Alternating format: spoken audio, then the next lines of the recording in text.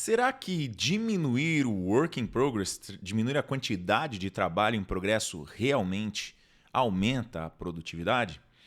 Eu sou Roberto Sabino, sou professor empreendedor e neste vídeo aqui eu vou falar um pouco sobre esse tema que a gente vê muito quando a gente trabalha com o método Kanban. Eu perguntei inclusive ao chat GPT se ele acha que diminuir o work in progress melhora a produtividade e a gente vai ver a resposta e eu vou comentar logo depois da vinheta.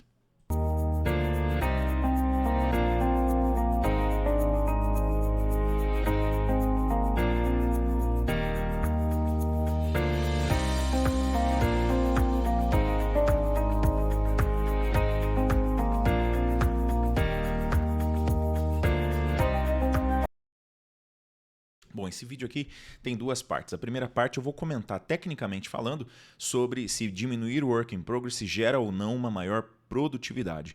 E depois eu vou usar alguns argumentos e falar um pouco das coisas que nós estamos fazendo aqui dentro do meu time em relação à diminuição do work in progress. Então a primeira coisa que eu quero mostrar é a pergunta que eu fiz para o chat GPT e eu disse diminuir o work in progress gera uma maior produtividade?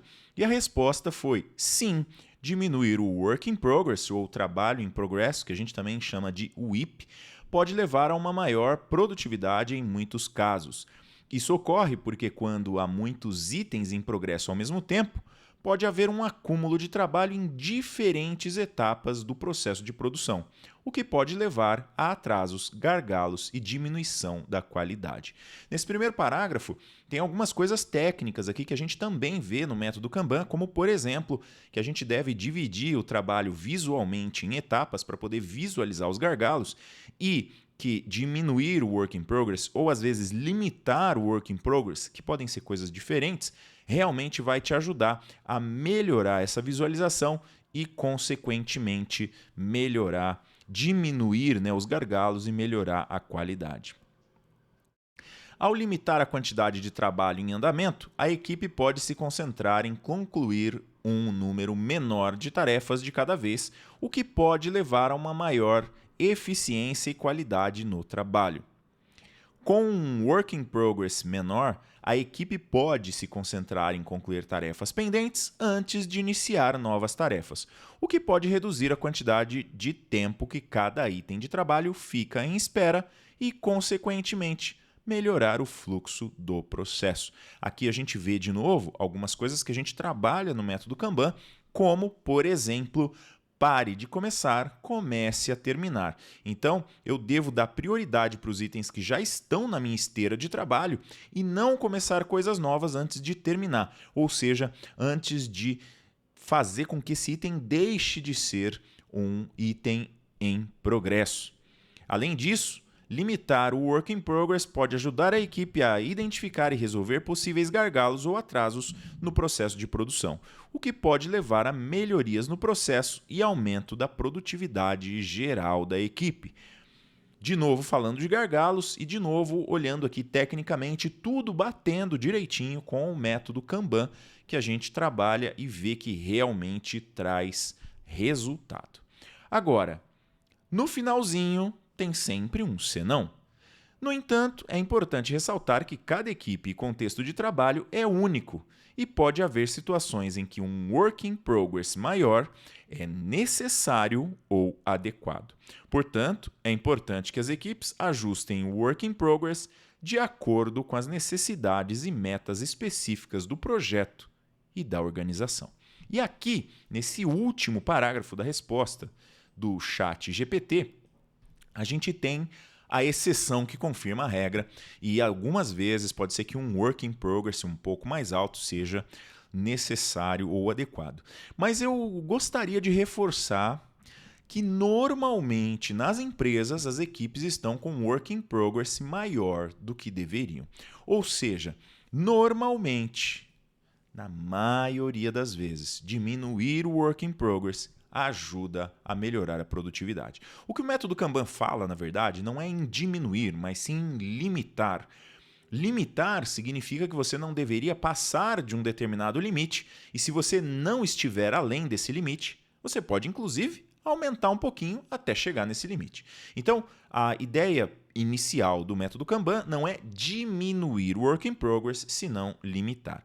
Mas é verdade também que a maioria das equipes tem mais trabalho do que deveria. E aqui eu vou falar um pouco da minha própria equipe. A gente tem feito análises juntos aqui já há algum tempo e tem procurado pontos para a gente se concentrar e tem cortado algumas coisas que não estão ainda andando da forma que a gente gostaria. Então, para quem acompanha a gente um pouquinho mais aqui, para ficar já também mais fácil de entender do que eu estou falando, nós acabamos limitando turmas, por exemplo, que a gente faria de Array Agile, de CPR e EFL, porque são temas que são bastante restritos, né? Tem um público ali bastante restrito, e começamos a dar um pouquinho mais de foco para algumas coisas como Excel, VBA, Power BI, que a gente trabalha lá na nossa marca Office Resolve, né? Eu tenho um canal específico no YouTube onde a gente fala disso e a gente vai começar a focar de novo em construir conteúdo para este canal Office Resolve. Então, a gente provavelmente vai diminuir a quantidade de coisas que a gente está fazendo aqui para esse canal, falando tanto de Kanban, falando de agilidade, falando de engenharia de requisitos, por um determinado tempo para a gente poder focar, e isso é diminuição de work in progress, sim, pensando em produtividade e qualidade, principalmente, dos itens que a gente está produzindo. A equipe está separada em prestação de serviço, onde a gente faz conteúdo para outras marcas, e a prestação de serviço e a criação de produtos próprios. E essa criação de produtos próprios, ela exige muito trabalho, ela exige muita energia e, neste caso, a gente percebe claramente que um aumento do work in progress faz com que o time fique engargalado. A gente começa a ter muitas dúvidas, porque vamos lembrar também um pouquinho de um conceito chamado cone da incerteza. O cone da incerteza é a quantidade de incerteza que a gente tem toda vez que a gente começa um novo trabalho ou que a gente começa um novo tema dentro de um trabalho, uma nova funcionalidade dentro de um produto ou alguma coisa assim, e depois essa incerteza vai diminuindo e a gente começa a trabalhar de uma forma um pouco mais linear, mais tranquila.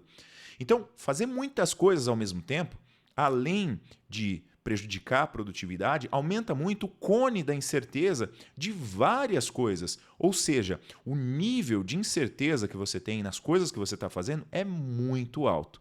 Por isso, mesmo que você, assim como eu, quando eu tomei contato com esse conceito a primeira vez, fiquei muito reticente de dizer não, diminuir o work in progress não é a chave, não é chave para produtividade, não é diretamente proporcional à produtividade. E hoje em dia eu vejo que eu estava errado. Ou seja, é diretamente proporcional uma quantidade moderada de work in progress com uma boa produtividade. Você ter um montão de coisas para fazer não significa que você é produtivo. Significa que você está extremamente ocupado ou ocupada. E estar ocupado, estar ocupada não necessariamente quer dizer ser produtivo.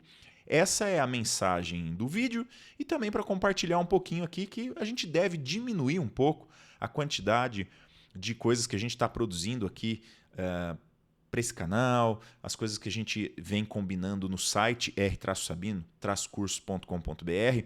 A gente deve trazer umas coisas novas que são interessantes, inclusive para quem está acompanhando a gente aqui sobre como utilizar dados na engenharia de requisitos, na análise de negócios. Essas coisas vão começar a aparecer um pouquinho mais, porque é com isso que a gente vai trabalhar um pouco mais dedicadamente. Mas a gente continua se falando por aqui por enquanto. Este trabalho aqui de fazer um vídeo novo a cada terça-feira ainda não entrou na lista dos work in progress a serem cortados. Então, terça-feira que vem a gente se fala de novo e aí a gente vai falar de mais um tema interessante que tem a ver, quem sabe a gente já começa a falar de como os dados podem ajudar os analistas de negócio, engenheiros de requisitos, gestores de projeto, product owners a trabalhar de uma forma ainda melhor.